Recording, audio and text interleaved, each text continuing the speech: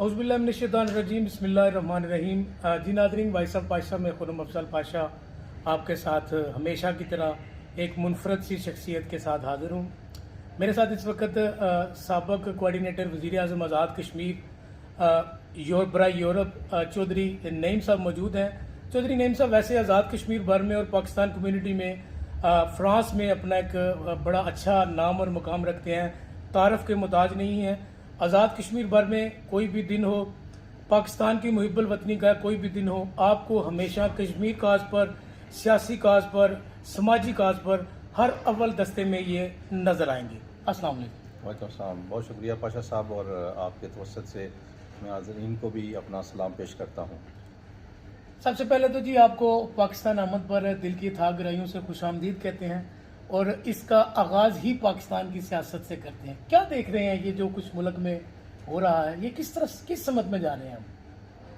एक सियासी कारकुन से आपने पहले ही बड़ा सवाल बड़ा टफ पूछ लिया है। ज़ाहिर है पाकिस्तान में रूलिंग पार्टी मुस्लिम लीग नून नवाज़ की है,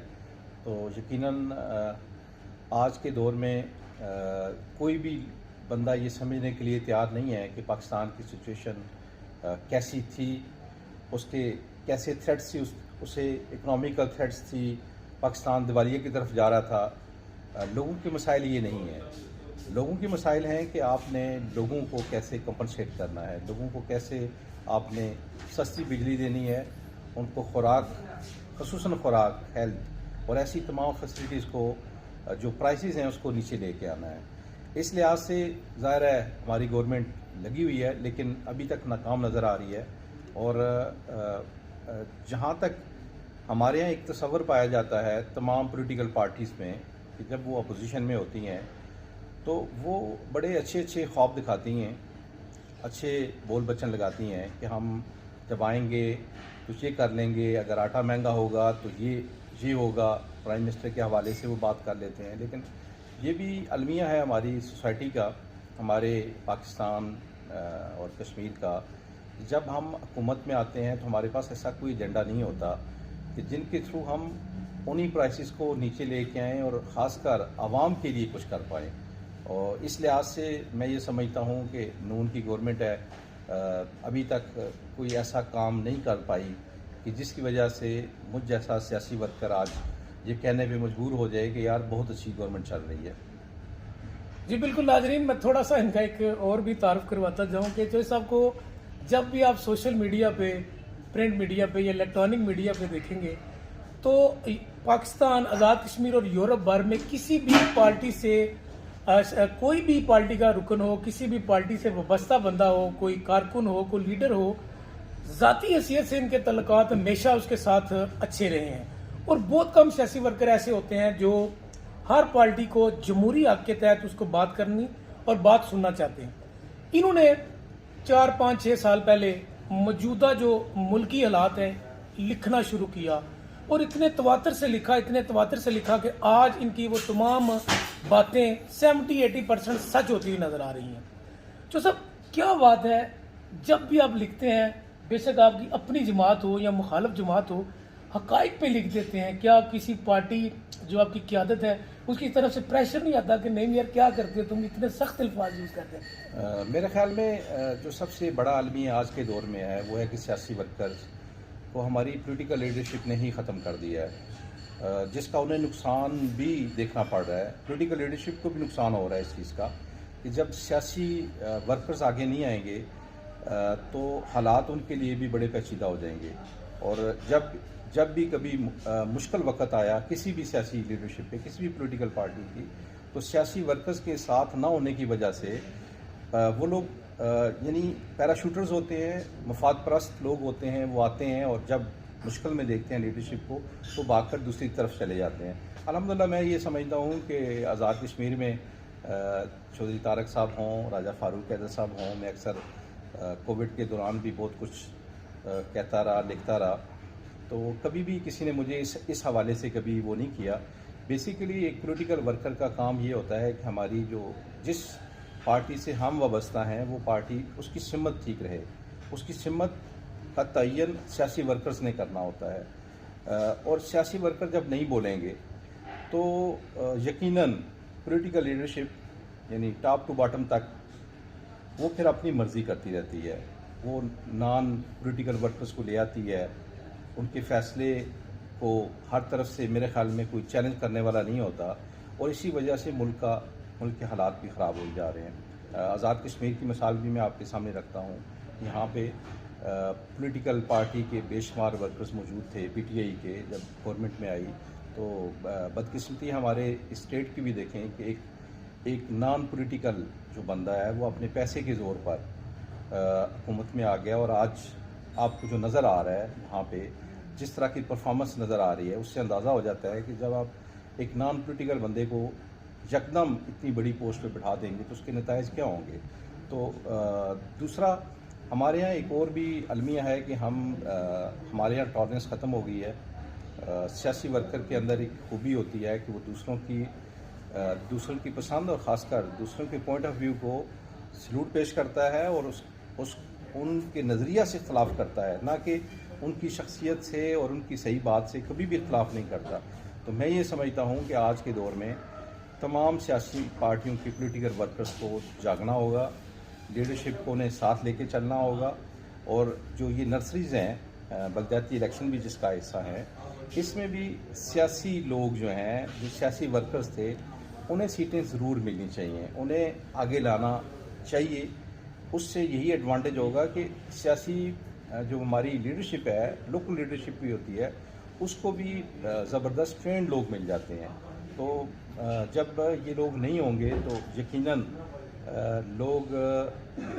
बड़ी मुश्किलात का शिकार हो जाते हैं। जैसे कल का मैं यहाँ पे जब सुना बिम्बर का, तो मुझे बड़ा अजीब भी लगा, हैरानगी भी हुई, और मुझे इस जमहूरियत पे एक मजाक लगा कि एक ही पार्टी जिसके पास मेयरशिप आ रही है, वो अपने 4 लोगों को एक एजेंडे पे, एक पॉइंट पे इकट्ठा नहीं कर सकती, उनका एक बंदा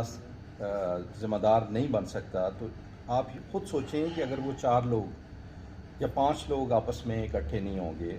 तो कैसे वो बिम्बर के लोगों की तकदीर बदल सकते हैं। उसके लिए तो ज़रूरी है कि उन्हें इकट्ठा बैठना होगा, सोचना होगा, प्लानिंग करनी होगी,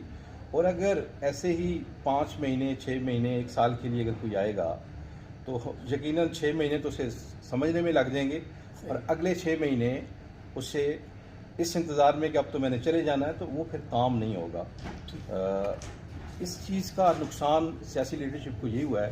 कि अगर उनके पास सियासी वर्कर्स होते तो यकीनन सियासी वर्कर इस बात को समझता है कि हम में से किसी एक को ही मेयरशिप मिल सकती है, और वो खामोशी से अपनी पार्टी के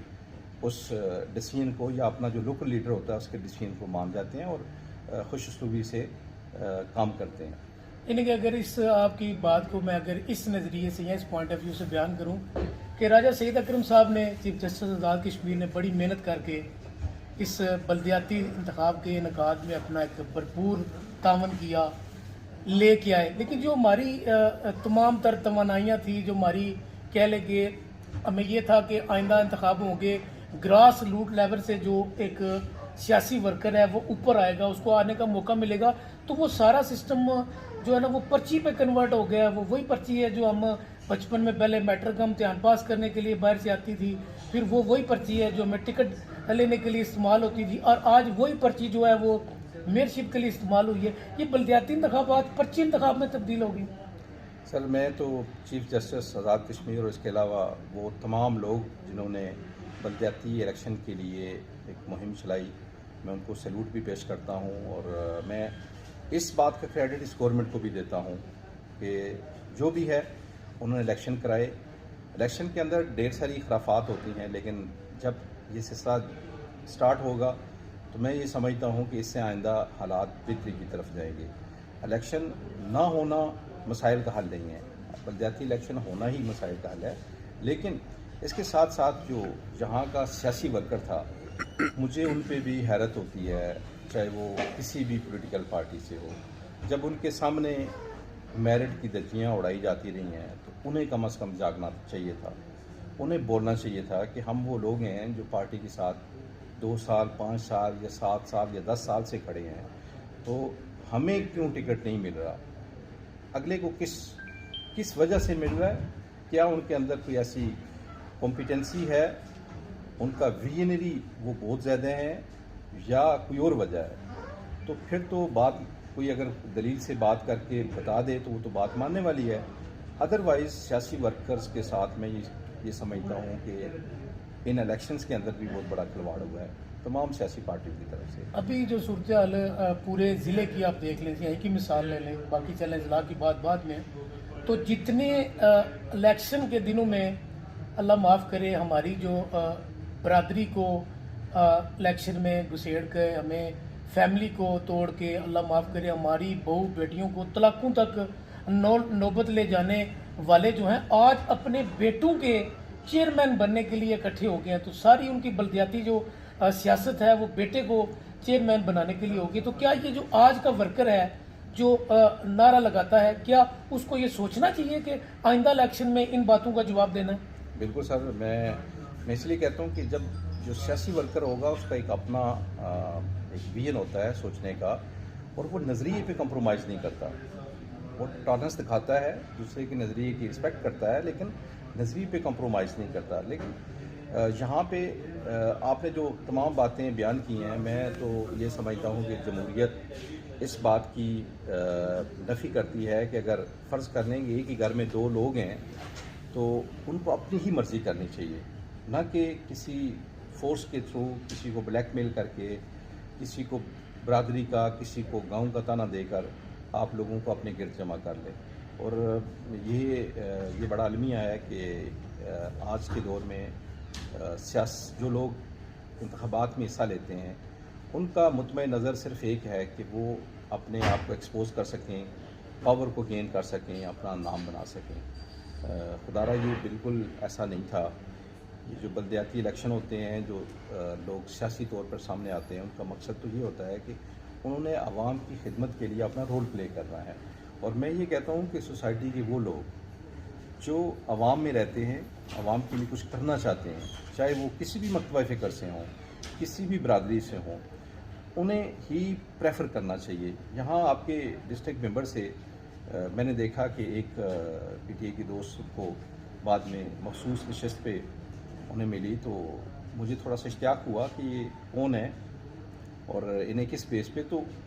मैंने एक और चीज़ अच्छी नोट की कि तमाम लोगों ने उनको अप्रिशिएट किया है। वजह क्या थी कि वो एक सोशल वर्कर थे, ऑलरेडी वो लोगों की फलाह के लिए काम कर रहे थे। मेरा उनसे नज़रियाती या पार्टी इख्तलाफ या बरादरी इख्तलाफ हो सकता है, लेकिन बात तो ये है कि ये जो लोग आते हैं इनके जहन में लोगों की फलाह के मंसूबे होने चाहिए कि हमने जो सेटअप मौजूद है इनको हमने कैसे दुरुस्त सिमत लेके जाना है। चौधरी तारक साहब हों या चौधरी अनवार उल हक साहब हों, ये तो ज़ाहिर असम्बली के अंदर होंगे, लेजिस्लेशन कर रहे होंगे, वहाँ बैठे होंगे। यही ज़िला कौंसिल के जो मेम्बरान हैं, ज़िला कौंसिल के चेयरमैन होंगे, इन लोगों ने यहाँ पे डिलीवर करना है। दूसरा जो आपका सवाल था कि जब कि लोग अपने तलाक़ों तक नौबत आ जाती है और लोग मफादात के लिए इकट्ठे हो जाते हैं, सर इसकी भी मेन वजह हम खुद हैं कि हम जब भी वोट डालते वक्त किसी की शराफत को, किसी की अहलियत को नहीं देखते, हम उसमें और ढेर सारे फैक्टर तलाश करते हैं, जिसकी वजह से इन लोगों को अब इल्म हो गया है कि ये भेड़ बकरी हैं और जैसी भी चाहे इनको इस्तेमाल कर लो। मैं ये समझता हूँ कि मैं और आप यहाँ पे बात करके चले जाएंगे, लोग सुनेंगे, जो अहले इक़्तिदार हैं वो ज़ाहिर है बुरा भला भी कहेंगे हमें, लेकिन सच यही है कि इस मुल्क की तकदीर, इन इलाकों की तकदीर तभी बदल सकती है जब हम अपने फ़ैसलों को मेरिट पे लेंगे और उसके लिए हर पार्टी अपने अंदर लोग, उस पार्टी के अंदर के लोग जाएंगे। वरना बड़ा इजी है कि मैं पीटीए पे इतराज़ करता रहूँ, पीटीए वाले नून पे करते रहते हैं, ठीक है, उससे मसाइल हल नहीं होते।